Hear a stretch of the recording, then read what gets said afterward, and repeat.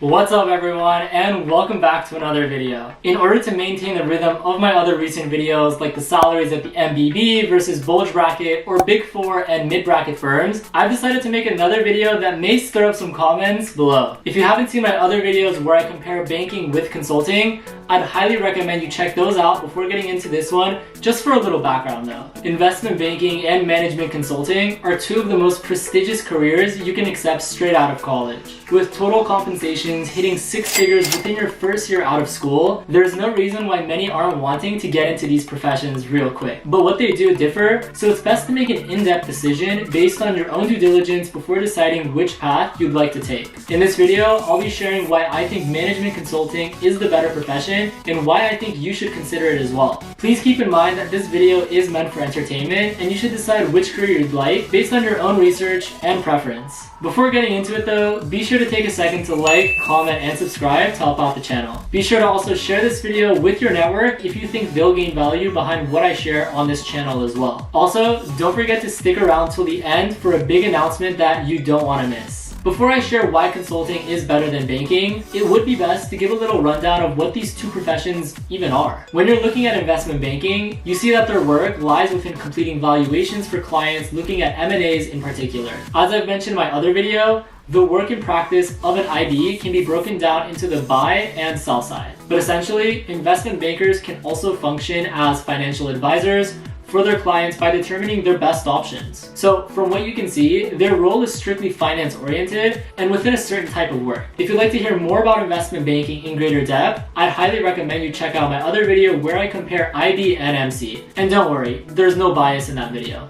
It's just facts. When we look at consulting, however, the work that can be done really varies. That's why consultants like to give open-ended answers or say that their work depends, because there isn't a one-size-fits-all response or the type of work. You can be responsible for business management and operations for a client, to software and technology implementation, all based on what the client requests. The main role consultants play is to provide efficient recommendations and methodologies within their work to maximize results. Keep in mind, consultants at the MBB versus Big Four versus boutique firms each have a different role despite being consultants.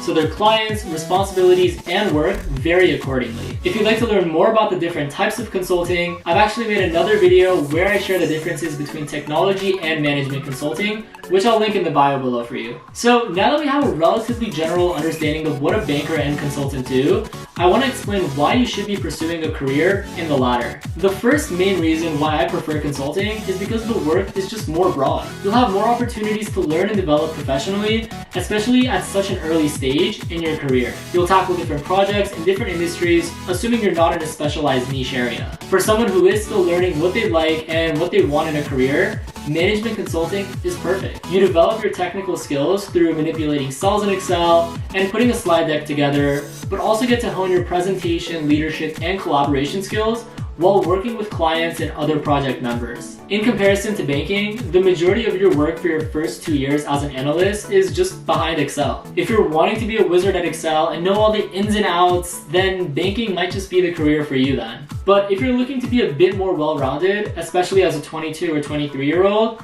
then I'd probably give consulting a look. In addition to the more broad scope of work and projects, there's more opportunities when it comes to traveling. As a consultant at many of the top firms, you're likely to be traveling to the client site to complete your work. You'll be able to directly work alongside the client, establish relationships, and grow professionally in a positive atmosphere. Within banking, travel isn't often the case. You're likely within your office or cubicle just working 16 hours a day. Keep in mind, however, that consulting isn't just travel. You're working long days and will be just as tired. So do keep that in mind, that traveling doesn't mean going on vacation, but working sometimes long nights as well when deadlines are approaching. Tying into the type of work you're offered as a consultant comes the work-life balance. In both professions, you're likely going to be working over 50 hours a week, especially at an entry level. The work will require critical thinking and a strong problem-solving mindset, but there are opportunities for downtime. Many of the consulting firms are adopting flexible or unlimited PTO to allow you to recharge and take the time you need for yourself. Especially prior to the pandemic, many consultants were traveling 4 days a week, every week. Now, it's less so the case. Firms are also realizing that the work can be done remotely, and some consultants like this even more. Therefore, many firms have become flexible, requiring hybrid travel or optional travel depending on the firm, project, and consultant's preference. In addition to this, there are a lot of nightings, social events, and philanthropic ventures that allow you to break out of the workspace and just have some fun with other consultants. If you're strictly thinking about making money and don't care about sacrificing your 20s enjoyment, then go with banking because you'll probably be making a couple more bucks.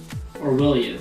Because of the long hours bankers have to work in comparison to consultants, a recent study found that consultants actually make more per hour than bankers. If you'd like to learn more about management consulting salaries, I'll be sure to link that video in the bio as well for you to check out after this one. But aside from these reasons I've shared with you already, a major differentiating factor or reason why consultants prefer this career is the exit options that become available after working several years. While there are consultants interested in staying at the firm to hit that prestigious managing director or partner level, other consultants might be wanting to go back to school for their MBA. Beyond this, consultants also have the option to work for their clients, pivot into a more finance-oriented position, or just go into tech. Beyond this, many consultants even decide to go the more entrepreneurial route by starting their own company either with other consultants or colleagues from the past. With banking, however, you're mainly limited to finance positions, so unless you're sold with that career or profession, you'll have more flexibility with consulting. Keep in mind also that it's possible for consultants to pivot into banking or vice versa. These are both totally fine and acceptable, so don't feel like you're locked 100% into that profession or the other. Now, if you've made it this far, I mentioned at the beginning of this video that I have a big announcement to share with you guys. Since the start of this year, I've consistently uploaded videos twice a week on different topics. From videos sharing how to get into consulting to answering the type of work you'll be doing. I believe that sharing high quality content beats more content, which is why I'm going to be taking a mini break before re-uploading. At this point, I've shared over 50 videos on my channel, each on different topics. I'd like some time to just gather my thoughts and come back fresh in a couple weeks with newer and better content for all of you guys. I hope you understand where I'm coming from, and I can't wait for new ideas to come and to make even more videos. But if you do have any video suggestions, then be sure to let me know in the comments below. I will be making another video or two here and there in the coming weeks, but this is more so meant as a little heads up with how I'm feeling, especially with everything going on. But again, I can't thank you enough if you're a new subscriber or liking my videos and commenting, because those do truly mean a lot. I'm making these videos for you, and seeing these interactions truly do make an impact on my day and the quality of videos I share with you in the future. So with that being said, be sure to like, comment, and subscribe if you found this video helpful. Like I've mentioned before, I upload videos twice a week on Mondays and Wednesdays, so be sure to subscribe to not miss out. If you'd like more specialized guidance when it comes to getting into consulting or going through the interview process, then I'd highly recommend you visit my website, ryanroppy.com, and use the promo codes in my bio below for one-on-one guidance. As always, thanks. Until next time.